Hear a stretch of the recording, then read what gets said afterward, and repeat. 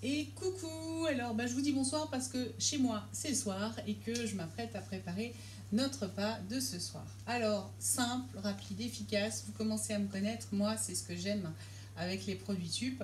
Donc je vais faire une tarte à la tomate et au comté avec notre moule silicone rectangle. Je vous rappelle les conditions d'utilisation de nos moules silicone qui sont 100% silicone, il n'y a rien d'autre dedans. Il faut évidemment toujours les poser sur une grille froide. Donc quand vous préchauffez votre four comme je l'ai fait, pensez à sortir votre grille. Moi, j'ai ma petite plaque perforée qui se trouve là. Et on va venir simplement faire vraiment une recette que ma maman me faisait très très souvent, parce que maman est du sud de la France. C'est donc une tarte à la tomate et au comté et à la moutarde que j'ai oublié dans le frigo, que je vais aller chercher de ce pas. Pour ce faire, on a besoin d'une pâte feuilletée. Alors là, je l'ai achetée exprès déjà rectangulaire. La pâte feuilletée, je ne la fais pas moi-même, pour autant la pâte sablée ou brisée sans problème. Pas pour la pâte feuilletée, nous avons besoin d'un comté, du coup notre couteau d'office pour couper le comté, notre couteau à tomate pour couper nos tomates. J'ai pris également un bol, je crois que c'est l'1,5 litre, dans lequel pour l'instant j'ai mis de l'huile d'olive et dans lequel je vais rajouter des herbes de Provence. Donc la première chose à faire, c'est évidemment de mettre notre pâte dans notre moule rectangle. Donc là, je le fais tout de suite parce que les pâtes ont tendance à, surtout avec un four en route dans une cuisine, à vite ramollir. Donc je vais vite la mettre en place dans mon moule rectangle. J'aurais pu utiliser également mon moule à tarte silicone, mais je ne l'ai pas sous la main. Et oui, je suis toujours dans ma cuisine de chantier, je n'ai que la moitié de mes ustensiles, donc pas de souci. J'utilise mon moule rectangle, on n'est que deux en plus, du coup ça suffit largement. Voilà. Allez, je vais aller chercher ma moutarde et je reviens tout de suite.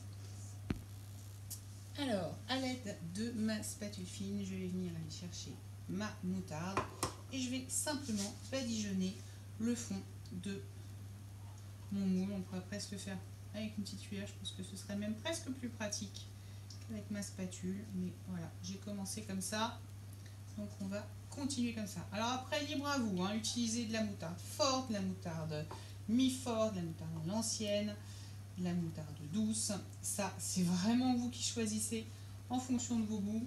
Moi, c'est entre les deux. C'est pas tout à fait une moutarde à l'ancienne. C'est ce qu'ils appellent la gourmet, de mémoire.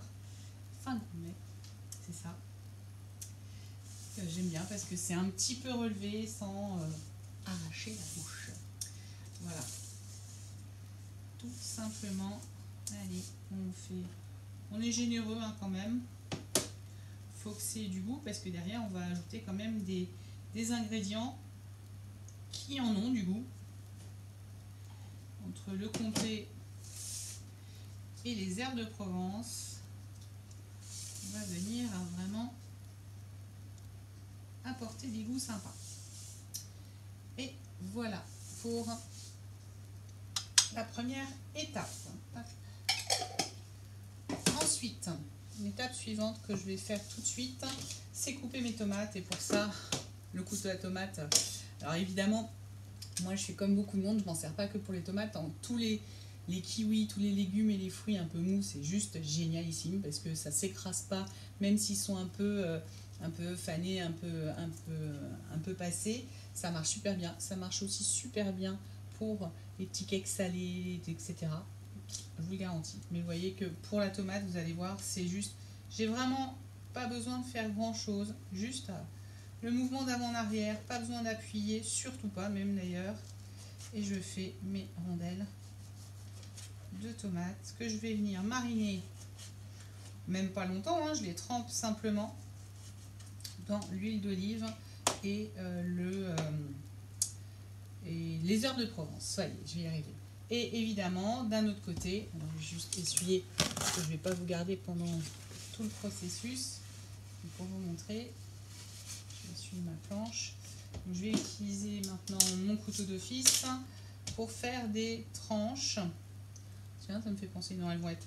J'aurais pu prendre mon clic série, effectivement, mais évidemment, devinez quoi?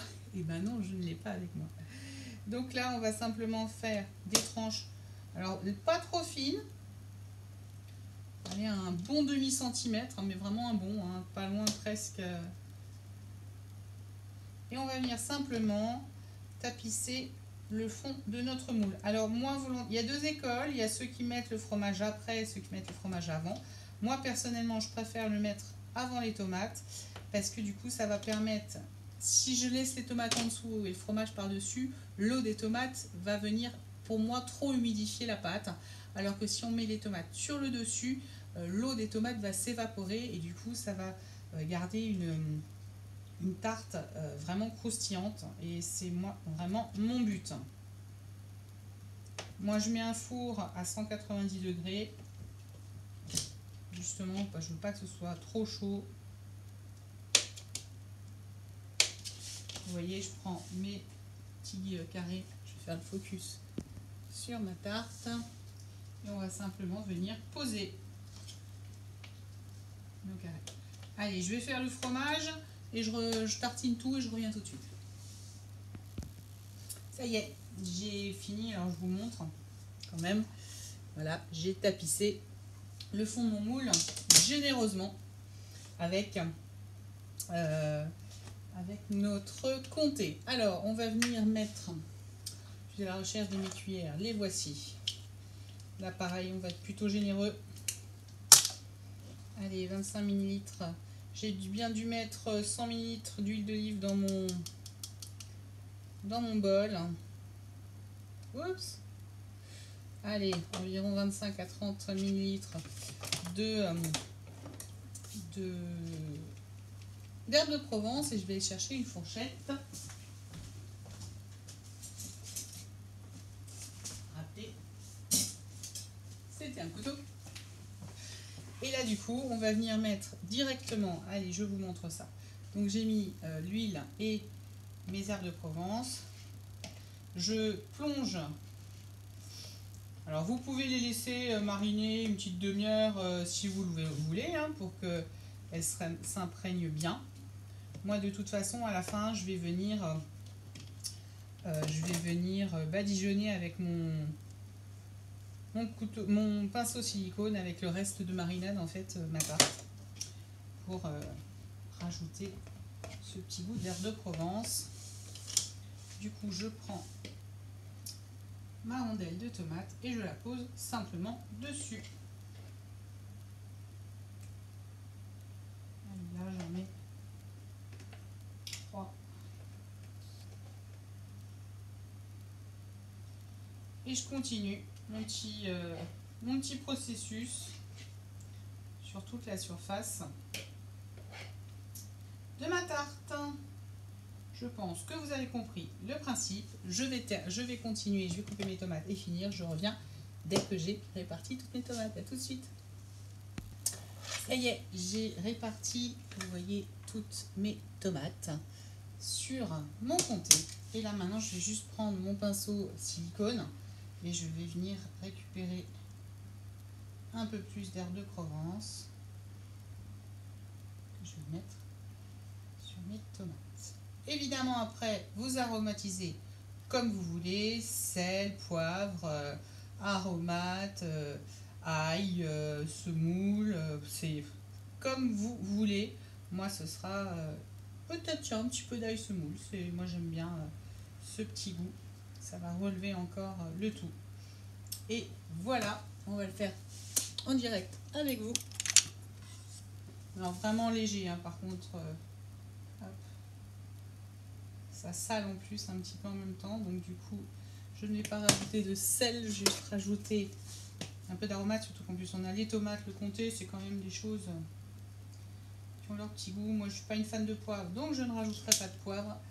Et voilà, et ben ça va partir, allez, une bonne demi-heure à 190 degrés au four, et ben je vous montrerai ça tout à l'heure à la sortie du four. À tout à l'heure.